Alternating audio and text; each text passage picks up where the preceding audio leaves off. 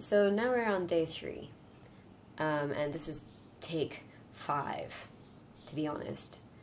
I had a late start to the day because last night I was only uploading day 1 because I just didn't have the time. So my meditation and my yoga started pretty late, and I wasn't really that present because I kept thinking I just gotta upload day 2, day 2, day 2. When am I gonna talk about day 3? But I decided I'm going to talk about my meditation story first and foremost. I've always been a very physical person.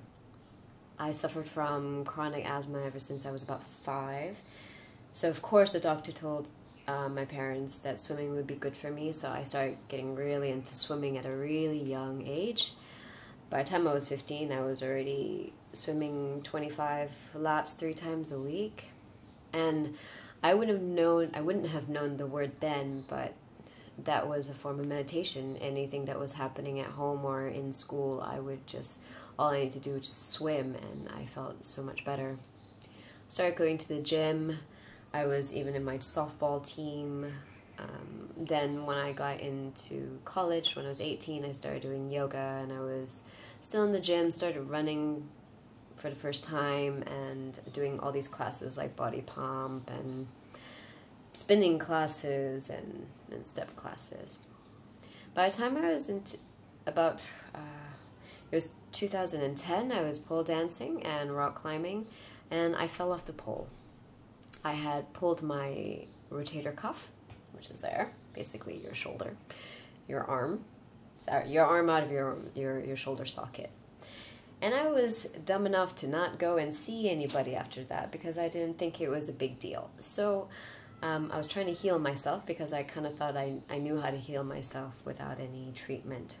But I started to feel a line of pain from my shoulder all the way down to my leg. So I went to see a physiotherapist and friend, and he basically told me to do nothing. And I remember being shocked and devastated. How do I do nothing? I don't know how to do nothing. I spent my whole life doing something.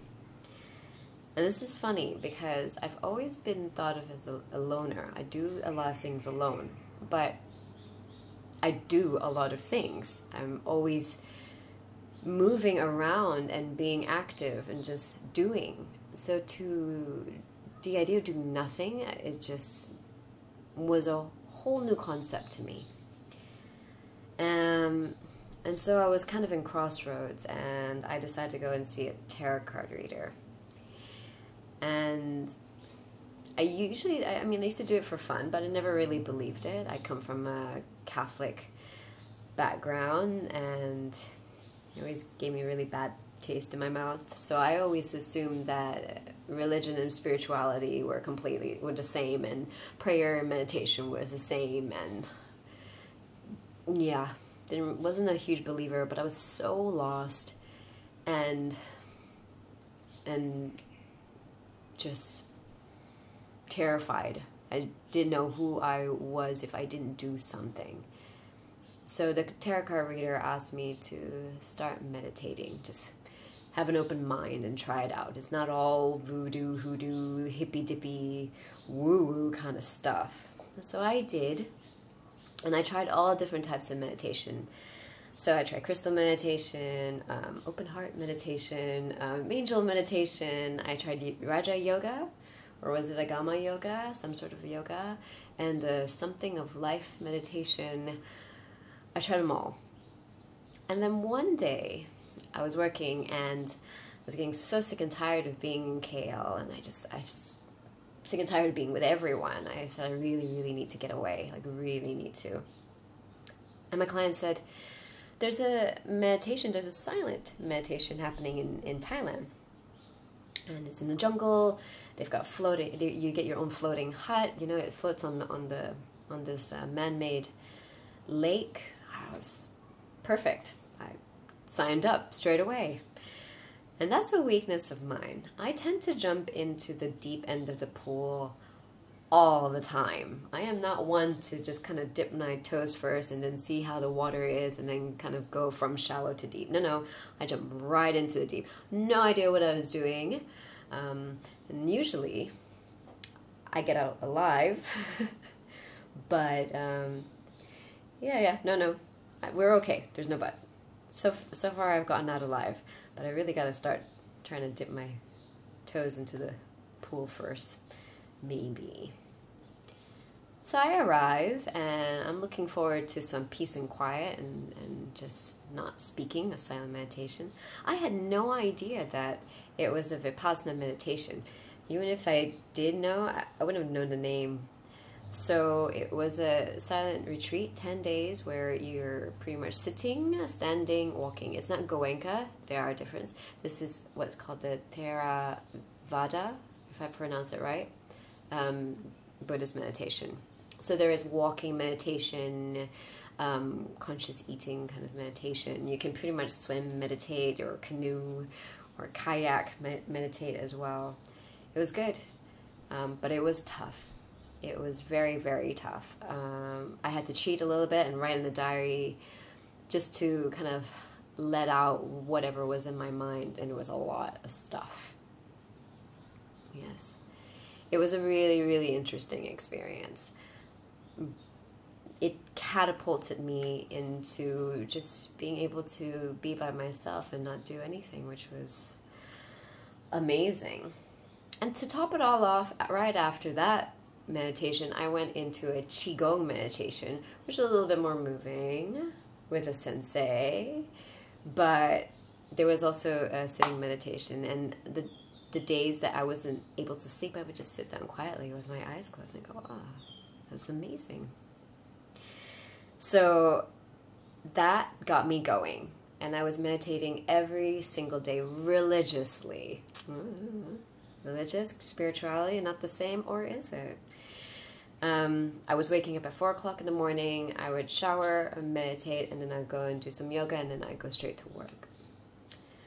And I thought I was enlightened. There was one moment that I remember feeling like I had it. I got it because it was clear, and I remember thinking, am I awake? Yes, I'm awake. But I'm seeing this sort of clarity I've never seen before. It was blue skies, and there was no weight on my shoulders, and everything was fine and okay and peaceful. Like there was a pure peace. I don't know how long it lasted, but it never came back. So, and then I fell off the wagon, as many meditators will tell you.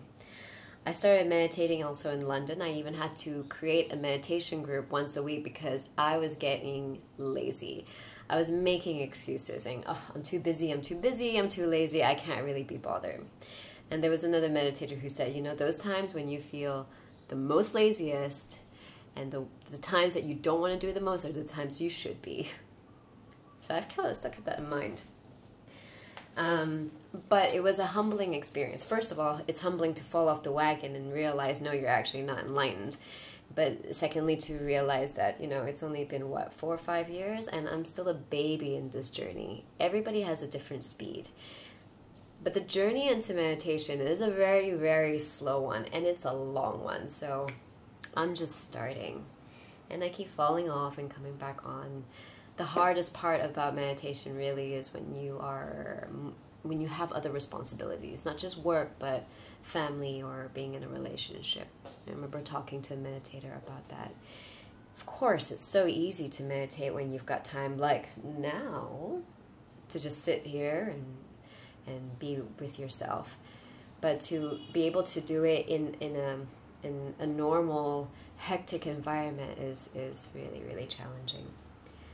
But I wanted to share with you why I still feel like it's important and why I'm doing these 30 days of kind of that push into my meditation mojo for myself. That time when I started, I felt really, really lost.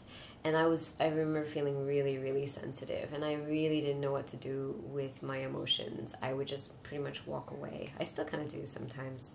Or I'd suppress it and think that everything is okay. Now, with meditation, I am a lot more calm.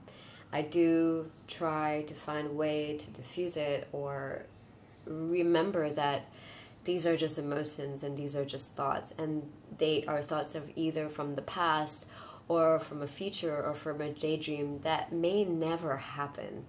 And I need to constantly just be in the present moment. It is a constant battle, though. It is a constant battle. But I go through it. Yeah, we all go through it every day. Any meditator is going to tell you that. It's just something that you just got to do every day. It's like brushing your teeth. You just got to do it. If you can do it for 5 minutes a day throughout the day, or, 5 minutes throughout the day, even better. It's a constant thing. And so here I am. I'm going to stop here because it's already like 10 minutes and 42 seconds because I'm really trying to make it as short as possible so I don't have to edit and cut in all these places. So that's day 3. Ciao.